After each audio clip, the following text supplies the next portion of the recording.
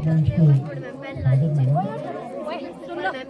तत्पश्चात हमारे बीच में उपस्थित इस तहसील के नायब तहसीलदार मोहनलाल जी, राजकीय वरिष्ठ माध्यमिक पाठशाला के प्रधानाचार्य श्री वर्मा जी और कस्तूरबा गांधी बालिका विद्यालय के वार्डन और इस विद्यालय के अध्यापकगण, सीनियर सेकेंडरी स्कूल सिलाई के अध्यापकगण, यहाँ पर उपस्थित बच्चों के अभिभावक और इस पाठशाला में शिक्षारत प्यारे प्यारे बच्चों, आज का ये दिन जहाँ शिक्षक बच्चों और उनके अभिभावकों के लिए एक विशेष दिन है, क्योंकि इस दिन हम बच्चों ने पूरे साल भर जितनी भी गतिविधियाँ की होती हैं, चाहे वो शिक्षा हो या उसके साथ जो भी दूसरी गतिविधियाँ हैं, उनके फलस्वरूप आपको बच्चों को जो है वो पारितोषिक वितरण किया जाता है। तो आप सब बच्चों को इस विशेष दिन की बधाई और आपके माता पिता को भी विशेष बधाई। साथ में मैं जब आज के इस कार्यक्रम की जब सूचना मुझे मिली थी, तो पहले तो मैंने सोचा था कि छोटा सा कार्यक्रम होगा और मेरी आज व्यस्तताएं भी थी, लेकिन जब कस्तूरबा गांधी विद्यालय की बात आई तो मैं इस परिवार का, इस विद्यालय का शायद मैं एक मेंबर भी हूँ, सदस्य भी हूँ इस परिवार का। तो आप सबके बीच में खुद को पाकर के मैं गौरवान्वित महसूस कर रहा हूँ और इस विद्यालय का एक परिवार के रूप में जुड़ कर के मुझे साथ में बच्चों, हम सबने देखा कि आप विभिन्न गतिविधियों में जो है वो हमने पार्टिसिपेशन अपनी की है। जहाँ तक कस्तूरबा गांधी विद्यालय खोलने का जो विचार था हिमाचल प्रदेश सरकार का, तो ये था 2008 से पहले जो हमारे बीच में 2 अभियान चले थे, एक सर्व शिक्षा अभियान और उससे पहले जो एक अभियान चला था वो था साक्षरता अभियान। तो दोनों अभियानों का जो मकसद था वो था कि हर व्यक्ति को शिक्षित बनाना, साक्षर बनाना। और कस्तूरबा गांधी जो विद्यालय जहाँ पर रेजिडेंशियल जो फैसिलिटी है वो बच्चियों को दी जाती है और विशेषतः ये बालिकाओं के लिए खोले गए थे और इनकी शुरुआत जो है हमारे 2 जिलों में की गई, एक चंबा और एक सिरमौर। तो दोनों जिले जो थे, इन दोनों जिलों में जो बच्चियों का जो ड्रॉप आउट रेट था वो ज़्यादा था, बच्चियों के जो शिक्षा का जो स्तर था वो बहुत निम्न था। और इन दोनों चीज़ों को ध्यान में रखते हुए दोनों जिलों में जो है वो कस्तूरबा गांधी विद्यालयों की जो शुरुआत जो थी वो की गई और दोनों जिलों में जो है वो कार्यरत ये शिक्षारत बच्चियाँ जो है इन विद्यालयों में जो है वो हैं। जैसा कि मुझे बताया गया कि यहाँ 50 बच्चियाँ हैं और 50 हमारे साथ और जुड़ने वाली हैं, तो ये बधाई भी है। और हम सब जो इलाका निवासी हैं उनके लिए भी एक बच्चियों को जो है वो एक शिक्षा उनको आगे बढ़ाने के लिए जो है वो एक महत्वपूर्ण कदम है। साथ में मैं जहाँ तक सिलाई की बात है, तो जैसे बच्चियों ने कहा कि एक बच्ची ने महिला सशक्तिकरण के ऊपर जो है वो अपने विचार रखे थे कि पीटी उषा का नाम लेते थे। आज मैं अपने आप को भी गौरवान्वित समझता हूँ कि सिलाई जैसे क्षेत्र से अगर रीतू नेगी का नाम कहीं सुनने को मिलता है तो मैं अपने आप को भी गौरवान्वित समझता हूँ। ये सब अगर बातें संभव हो पाई तो इन सब जो विद्यालय के जो शिक्षक हैं आप सबके बीच में जो हैं, जो आपको आपकी प्रतिभाओं को जो आगे लाते हैं, उनको भी मेरी तरफ से बहुत बहुत बधाई। सच में इन शिक्षकों की जो भूमिका है आपके जीवन को संवारने में वो बहुत ही अनुकरणीय है और बहुत महत्वपूर्ण रही है। इन सब शिक्षकों को मेरी तरफ से बहुत बहुत बधाई। साथ में मैं यहाँ आने से पहले जब यहाँ मैं आ रहा था तो ऐसा कोई विचार भी नहीं था, पता भी नहीं होता कि मैं सिलाई जाऊँगा। लेकिन रिंकू दीदी से भी इस तरह के कार्यक्रम में मेरा परिचय जो था वो 3-4 साल पहले हुआ था। और जब मैं यहाँ आया तो अपने आप को एक विशेष भूमिका लेकर के मैं यहाँ पर आया हूँ।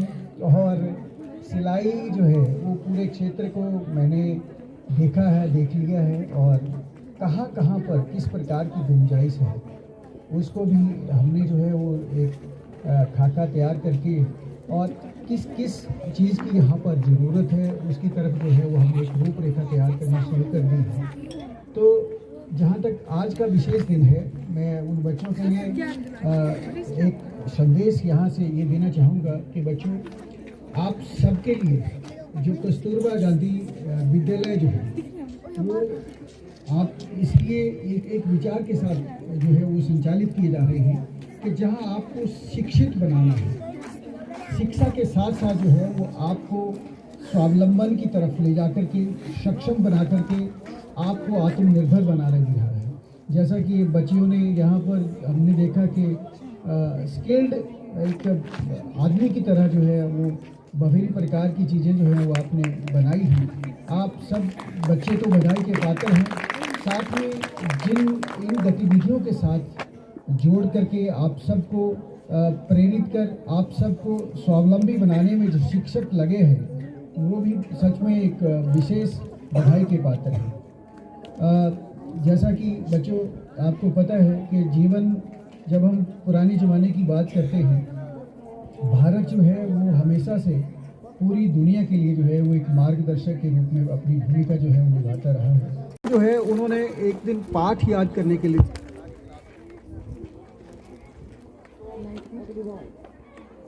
जब वो पाठ जो है वो बच्चों को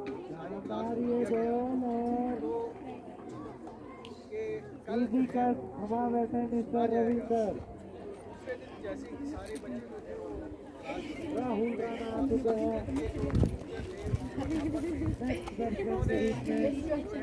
बारी बारी से हर बच्चे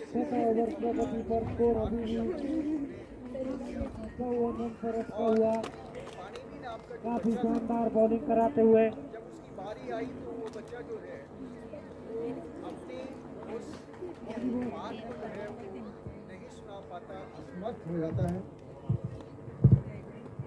वो बच्चा जो है वो जब उसकी बारी आती है पाठ सुनाने की तो वो एक अध्यापक के सामने खड़ा हो जाता है और अपने पाठ सुनाने में असमर्थता जो है वो बताता है। तो टीचर को उसको देख करके जो है वो बहुत गुस्सा आता है और उन्होंने एक डंडा उठाया और बच्चे को कहा कि अपने हाथ आगे कीजिए। सच में वो जो संस्कृत के वहाँ शिक्षक थे वो साथ में एक अच्छे ज्योतिष भी थे। तो जैसे ही बच्चे ने हाथ आगे बढ़ाया तो अध्यापक की जो नज़रें थी उस बच्चे की रेखाओं पर, हस्त रेखाओं पर पड़ी और उनका जो मारने वाला जो डंडा था वो एकदम पीछे हट गया और उन्होंने कहा कि नहीं बेटे कोई बात नहीं, आप बैठो। पर बच्चा जिज्ञासु था ये जानने के लिए कि शिक्षक, जब मैंने पाठ नहीं सुनाया तो शिक्षक क्रोधित था और जब वो क्रोधित थे अब मेरे आगे हाथ बढ़ाने के पश्चात वो बिल्कुल विनम्र हो गए हैं। तो ये जानने का प्रयास जो है उस बच्चे ने अपने शिक्षक से किया कि पिताजी, अध्यापक जी, मुझे आपने जो है वो मारने का प्रयास पहले किया था, अब आप जो है वो बिल्कुल विनम्र होकर के मुझे ये कह रहे हैं कि आप बैठो। तो इसके पीछे क्या कारण रहा है कि बेटा मैंने आपको पाठ याद करने के लिए दिया था पर आपका इसमें कोई कसूर नहीं है, आपको पाठ याद हो ही नहीं सकता क्योंकि आपकी जो हस्त रेखाएँ हैं वो ये बताती हैं कि शिक्षा जो है वो आपकी किस्मत में नहीं है। और प्यारे बच्चों, जब वो बच्चा जो था वो स्कूल छुट्टी होने के बाद जब घर जा रहा था तो उसके दिमाग में वो बातें जो थी शिक्षक की वो बड़ी कौतूहल कर रही थी कि मेरी किस्मत में पढ़ाई नहीं है। तो वो बच्चा जो था वो इसी विचार में जो है वो जब घर की तरफ बढ़ रहा था तो एक दृढ़ निश्चय किया कि नहीं, मैं पढ़ूंगा।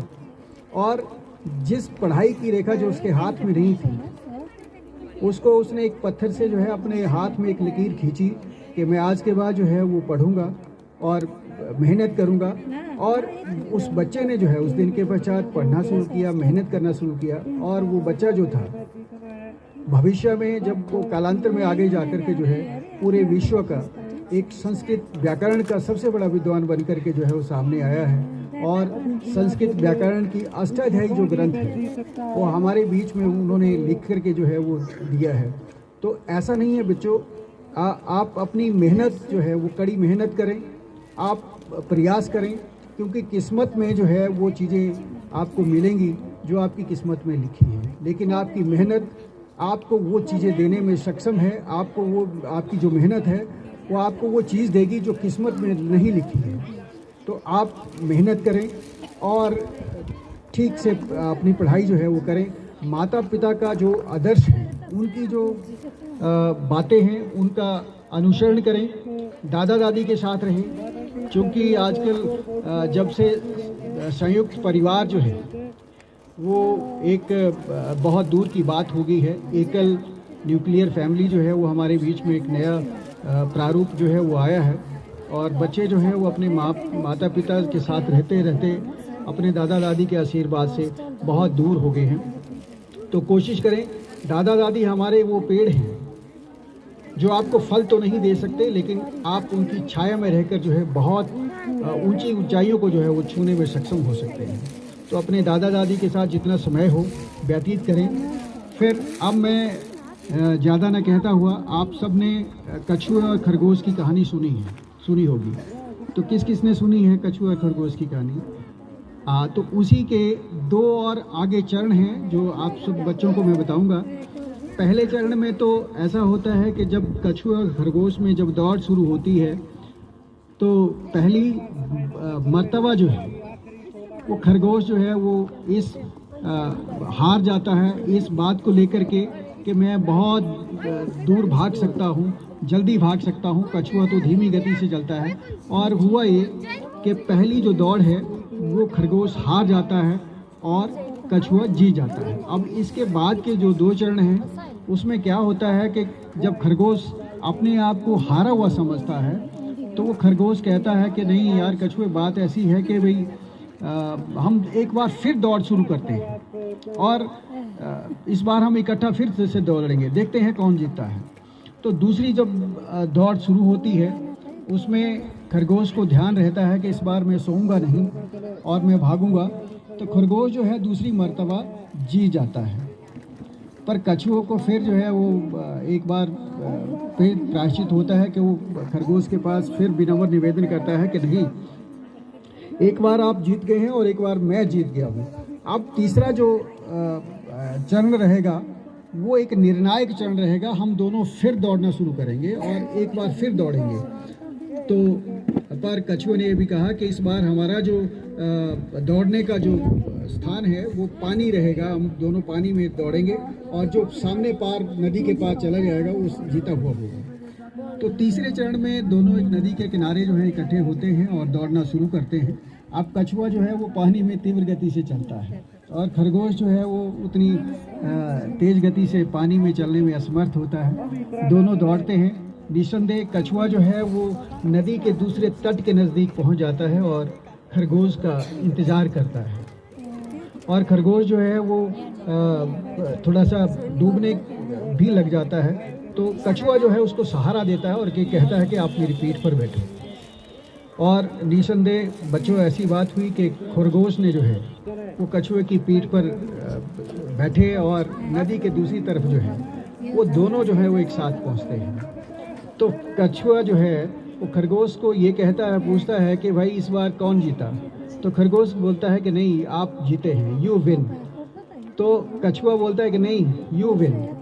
तो कछुए ने लास्ट में अंतिम ये कहा अंत में कि नहीं, ना तो तुम जीते ना मैं जीता, हम दोनों जीते। तो आप एकता के साथ रह कर के ये ना कहें कि you win I win, you आप हमेशा जो है वो वी विन की तरफ जो है वो जाएं। तो मैं ज़्यादा तो बात नहीं कहता हुआ आप सब इस विद्यालय के जो शिक्षक वर्ग हैं उनको भी बधाई देता हूं आज के इस विशेष दिन की, और आपके माता पिता को भी विशेष रूप से बधाई। आप सब बच्चों को बहुत सारी शुभकामनाएं और जिन बच्चों को यहाँ से पारितोषिक नहीं मिल पाया है वो अपने आप को जो है वो कम ना आके, वो एक दिन जरूर आएगा जब आप भी यहाँ इस मंच के माध्यम से जो है वो पारितोषिक जरूर ग्रहण करेंगे। आप सब बच्चों को फिर बधाई, इस विद्यालय के शिक्षकों को और माता पिता को फिर बधाई। धन्यवाद। जय हिमाचल।